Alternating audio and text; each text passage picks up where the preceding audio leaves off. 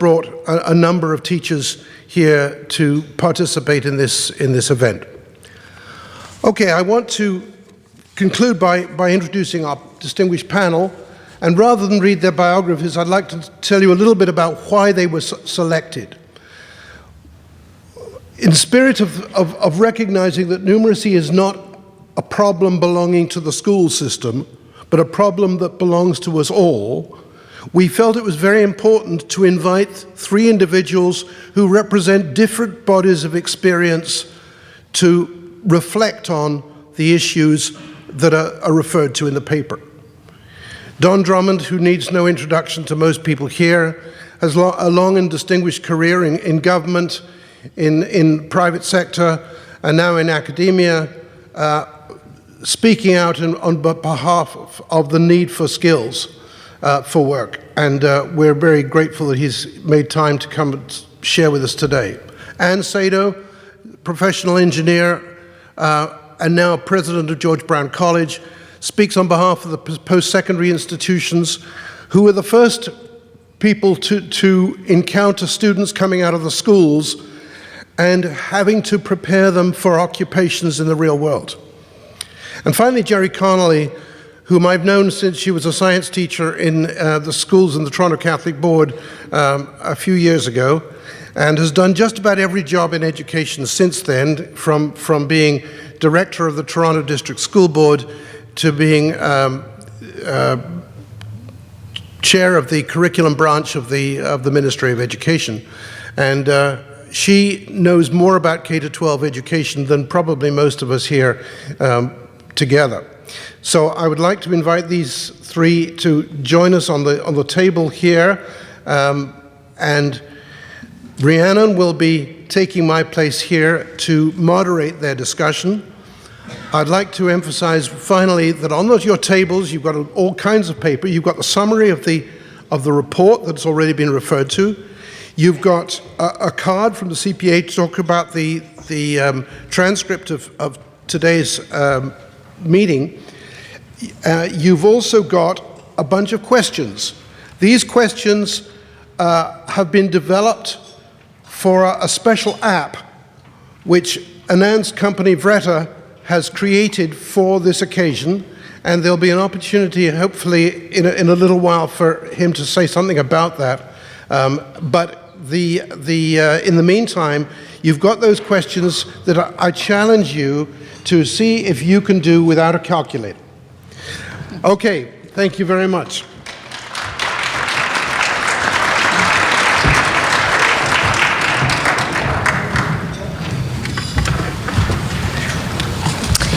So we do want this to be an interactive discussion, as I said, so I'm going to start off with asking our panelists some questions, but I encourage you to think of the questions that you'd like to ask our panel as well. We do have people who are in the room with microphones, so if you just raise your hand, they'll come over to you.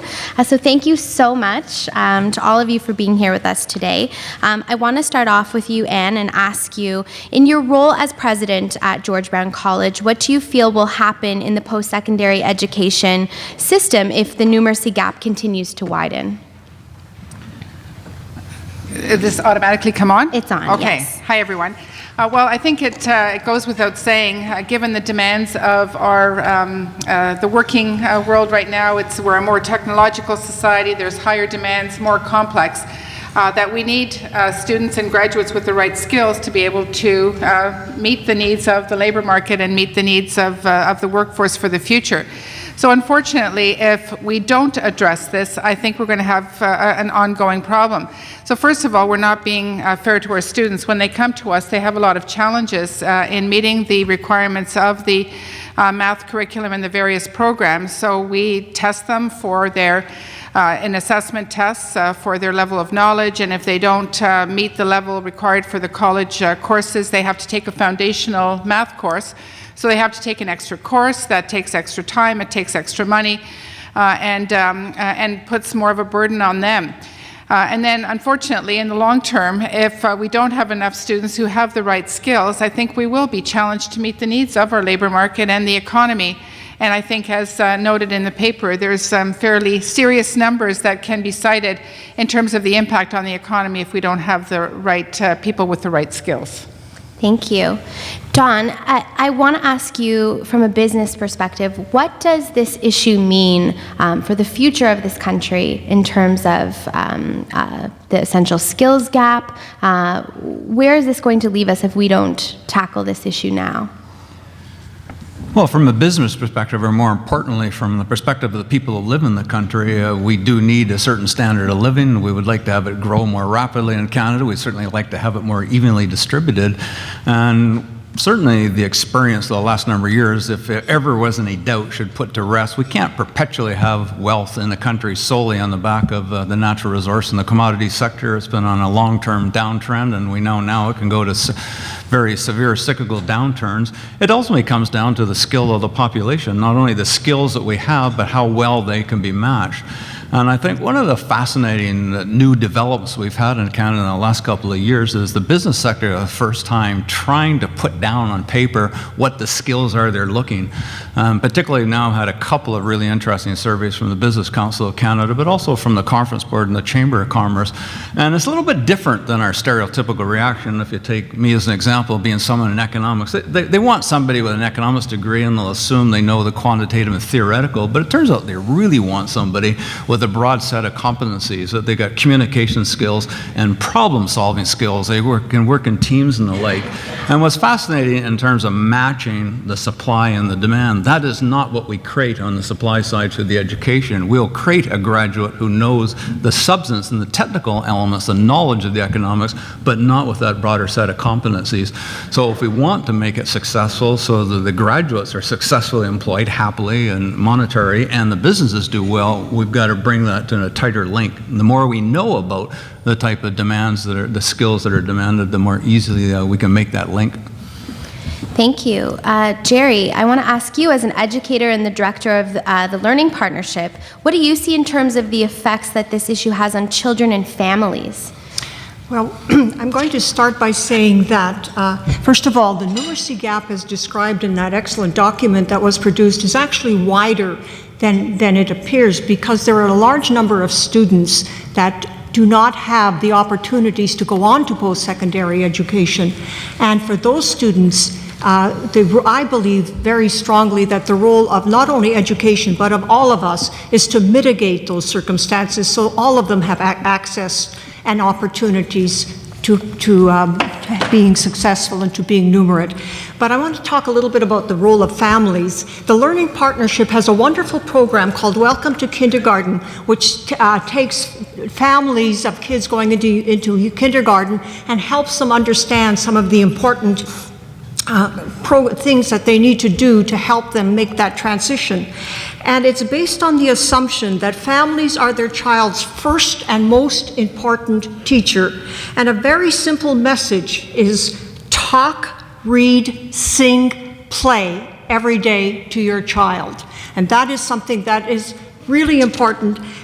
But there's a lot of brain research now that shows that it's very important, even prior to kindergarten, to start encouraging kids to think and learn mathematics, not only to do, because kids do it intuitively, but to use the language of mathematics so that they develop the kind of vocabulary that is important. And it's also important, in my belief, extremely important, to instill an appreciation of the joy and beauty of mathematics. Too often parents and teachers and everybody has said that, I can't do math, I don't understand it, and that seems to be acceptable. But this leads to math phobia and a lack of confidence by both teachers and students, and particularly females. There are lots of additional supports for parents, like TVO has some additional supports. So I want to just talk very briefly about what schools can do. Everything that I've said above applies, but and we have some exceptional math teachers in the room today. Good math instruction contains both time to master the essential concepts and opportunities to integrate them across the curriculum. You need confident, competent, caring teachers. You need time on task, and you need to have people who are passionate about the subject, who actually bring joy to the subject. And I agree with the finding reported by the Higher Education Quality Council that says that numeracy, like literacy, should be integrated across the curriculum, not just 1 hour of math every day in school. It should be in every subject, in every grade, K to kindergarten, college, and university. If every subject had numeracy integrated across, like the literacy, it would become a much more part of our culture. In 2016, OECD studies showed that Canada is among the 60 countries where young people have stronger basic skills than the generation of people approaching retirement. And one of the recommendations they made is that the workplace can play a role by having employers support transitions to the jobs by offering opportunities to upgrade skills through training programs and through apprenticeships. I want to throw this question out to everyone and to everyone in the room, because I think that there's two schools of thought when it comes to the curriculum. I know that provincial governments have been staunch supporters of the inquiry-based learning, but I know that there's other people on the other side that are saying we need to take more of a back-to-basics approach when it comes to math. So there's these two schools of thought as to how we're going to tackle this challenge. I want to ask you all about the curriculum, and do you think that there needs to be a change in the way that we're delivering math education in this province? Is the inquiry-based going to be acceptable in giving students the fundamental basics that they need in order to have confidence in this particular area? Jerry's probably the most knowledgeable about this, but I don't think it's an either-or question. I think the inquiry methods and the problem solving, as Dawn mentioned, which are so key, are learned through those techniques, but I think you have to have the foundational levels as well, and I think maybe a little bit more rigor. I think the paper pointed out that there aren't actually any outcomes that teachers are measured against regarding the students knowing things like their multiplication tables. So if that's not an outcome, then there's not necessarily an impetus on teachers to learn some of those foundations. And I think one of the things that surprised me most when I started getting more familiar with the research that was done as part of the College Math Project, the gaps that students have when they come to college and we do the placement tests aren't those things that they learned in high school, but they're the foundational issues that they probably would have learned in grades 6, 7, and 8, be that fractions or working with decimals or proportions and things like that. So I think there's a place for both. I think it's a matter of how it's reinforced, and maybe sometimes it's a matter of how you put the balance or the expectation that you have those foundational skills as well. Okay. Dawn, did you have something to add to that? Yeah, so we've talked about mathematics and numeracy. Let's just go slightly afield and talk about statistics. So one of the most common errors made in statistics is confusion between correlation and causation.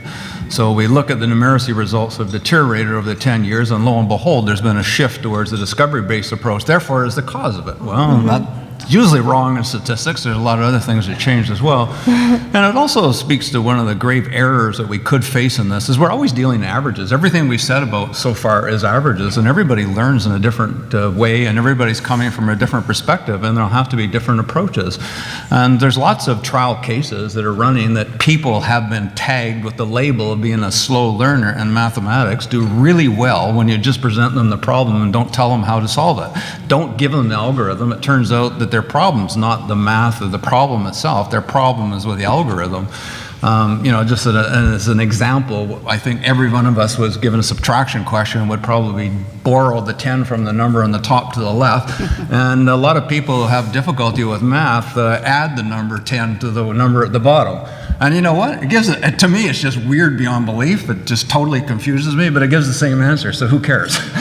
So I think you have to be very careful of this. And I think that sort of reminds me, too, because take advantage of Canada, a small country, there's other countries dealing with. The United States has got worse results than we are. And watch what they're doing, because I think it's insane what they're doing.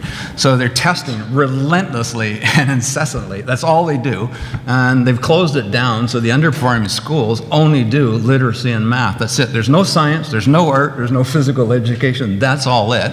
And they teach from a curriculum generated by the central administrators in Washington. And it has no bearing to the kids at the level they're at, the age they're at. And you know what? They're going to do better on the next OECD test, because that's all they do all day long. But somebody needs to track, do they do better in life? Do they earn more income and they're more likely to be employed? They're more resilient as the economy changes? I'll bet no, but no one's tested that. I just want to add one more thing. I think one of the things that we need to do, which is what Finland, which is one of the top scoring countries, is doing, is moving more towards an interdisciplinary approach. And I think there has to be more of a balance because we're very siloed in our school system, especially in secondary. We're very siloed in terms of how we teach. And if we could have more interdisciplinary problem solving, but we also have to make a distinction between mastering the content and applying it, because you have to do both. I totally agree. So there's two issues. One is disciplinary versus interdisciplinary, mastering the content and applying it. And I think we have to, that to me is a very important policy discussion that has to occur. Absolutely. Look, add a Yes, comment to yeah, that. please. The Finland just reminded me, it's a little bit careful what you set your metric towards. Like, I would love to be the deputy of education in Finland. You've got a very homogeneous population. Almost all of them speak the same language, they're from the same culture, and have a much more even income distribution than we do. And again, if you look, we're talking about averages, but if you get into the averages, who does poorly? Well, it tends to be recent immigrants and the children of recent immigrants